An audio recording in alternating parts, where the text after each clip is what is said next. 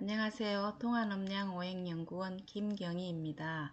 오늘은 우리가 사람들이 가장 궁금해하는 어떤 자기의 운명 행로를 남의 어떤 사주를 가지고 본인들이 원하지 않음에도 남의 운명을 함부로 판단하지 말자라는 제목을 가지고 이야기 한번 해보려고 합니다.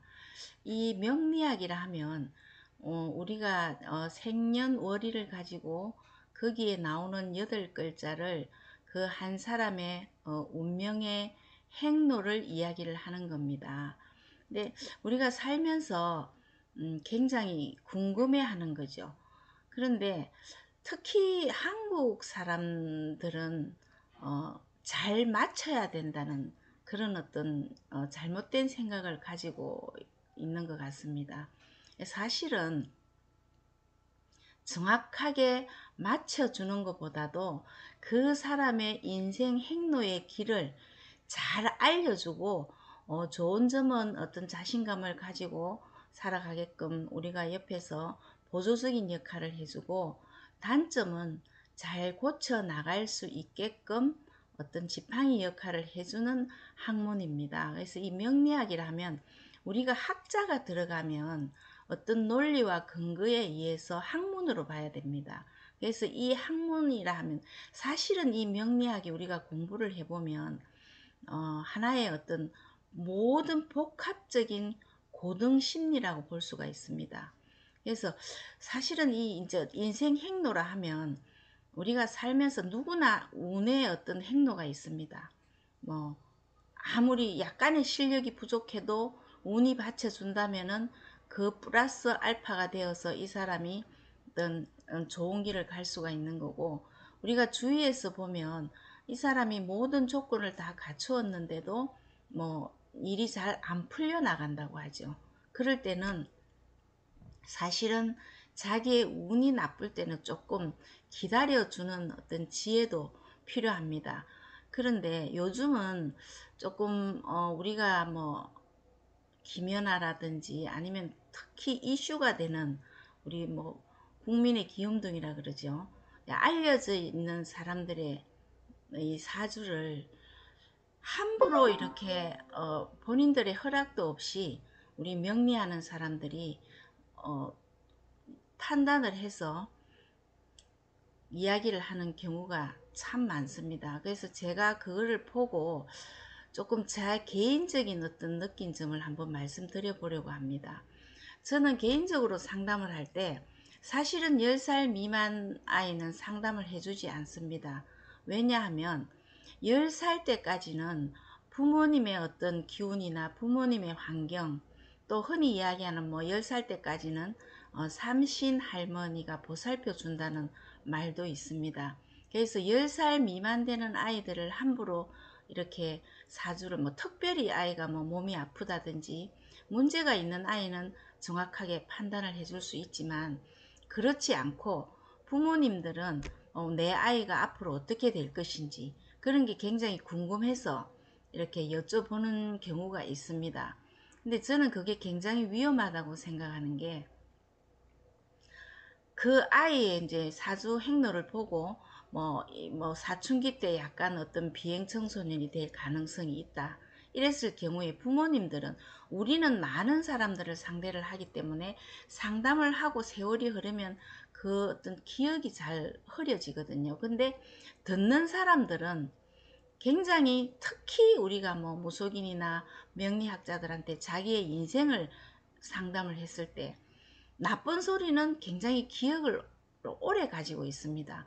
그래서 아이들이 사춘기 때 뭐 친구 따라 아니면 잠깐의 어떤 어, 비행 청소년이 되었을 때 부모님들이 아이들한테 하는 말씀이 뭐냐면, 뭐 옛날에 너 어디 가서 물어보던 뭐 봤더니 네가 뭐 이렇게 된다는데 너는 뭐 구제불능이다, 이렇게 이야기를 하면 아이들이 순간적으로 탈선을 했다가 제자리로 돌아올 수 있는 기회를 주지 않는 게 이 어떤 부모님들의 살아가면서 아이들 키우면서 하는 이야기이기 때문에 10살 미만 된 아이들은 절대로 상담을 피하시는 게 굉장히 좋습니다. 그리고 또 사춘기 때 아이들이 조금 문제 청소년이다 이렇게 됐을 때는 정말로 이 아이의 장점을 들어서 바르게 갈 수 있는 어떤 길을 가르쳐 줘야 되는데 굉장히 나쁜 방법을 쓰는 경우가 참 많죠. 그리고 또 지금 제가 이제 오늘 가장 강하게 말씀드리고 싶은 부분은 뭐냐면 예를 들어서 뭐 김연아나 그의 어떤 배우자가 될 남편 될 사람이 이제 승하까지요. 고우림이라고. 이 지금 한참 뭐 굉장히 유튜브를 뭐 굉장히 많이 차지하고 있습니다. 그래서 제가 그 판단하는 방법을 한번 들어봤습니다만, 물론 공부를 많이 하시고 그 이제 공부 차원에서 설명을 하겠지만, 당사자들이 원하지 않는 경우 그런 이야기를 들었을 때는 굉장히 불쾌하면서 마음속에 어떤 찌꺼기가 남아있다는 게 굉장히 불행의 씨앗이 될 수가 있습니다. 예를 들면, 이제 젊은이들이 지금 이제 뭐 가정을 가지고 어떤 인연을 만나서 가정을 가지고 새 출발하는 입장인데, 뭐 몇 살 때 대운에서 몇 살 때 가서 뭐 남자는 여자가 생기고 또 여자는 뭐 남자가 생길 그런 운이 있다. 그럴 때는 가정이 깨지기 쉽다. 이런 식으로 이야기를 한다면 그 듣는 사람도 굉장히 불쾌하겠지만, 사실은 우리가 뭐 남자가 재운이 들어오면 다른 여자가 반드시 생기는 건 아닙니다. 돈이 생길 수도 있고 뭐 몸이 안 좋은데 건강이 회복될 수도 있고 이런 쪽으로 설명을 해야 되는데, 무조건 뭐 남자는 재가 들으면 외도를 한다, 여자는 관이 들으면 남자가 생긴다. 사실은 이건 굉장히 위험한 이야기고 듣는 사람도 굉장히 불쾌할 겁니다.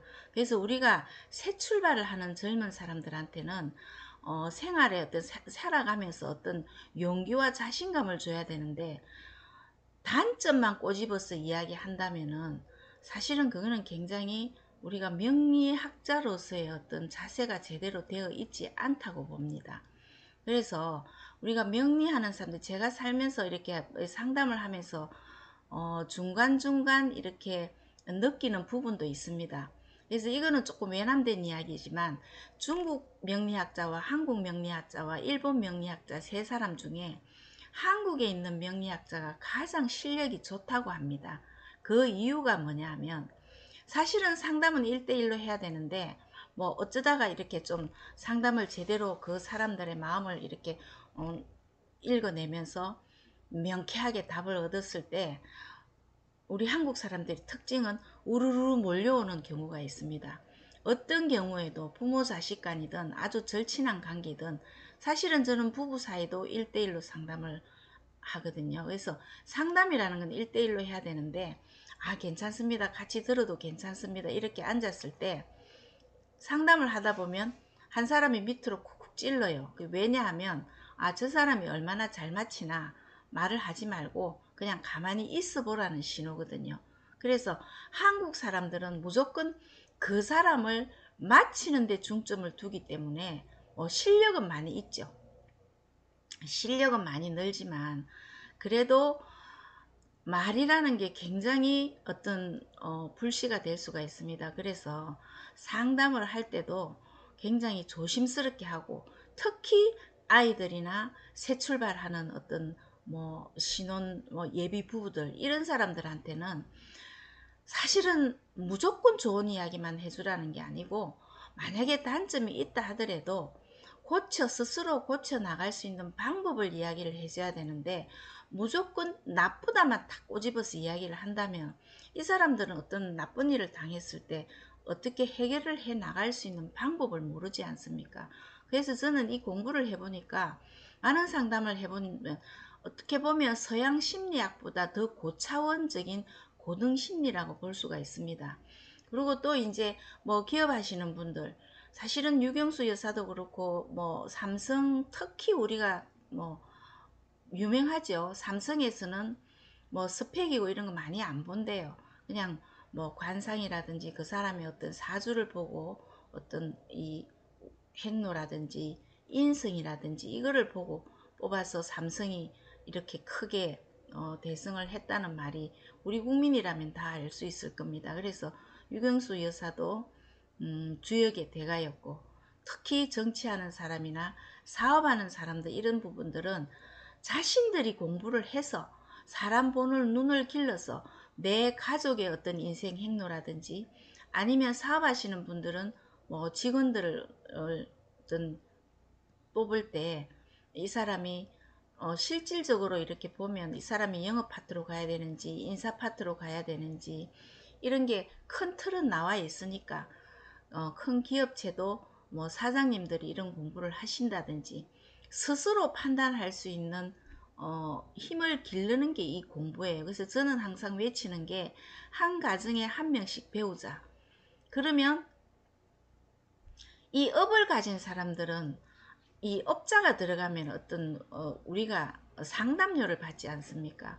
상담료를 받다 보면 뭐 부적도 하는 경우도 있고 또 뭐 비방을 가르쳐 주는 경우도 있기 때문에 아무래도 맑게는 보이지 않습니다. 왜? 돈이라는 게 엮여 있기 때문에.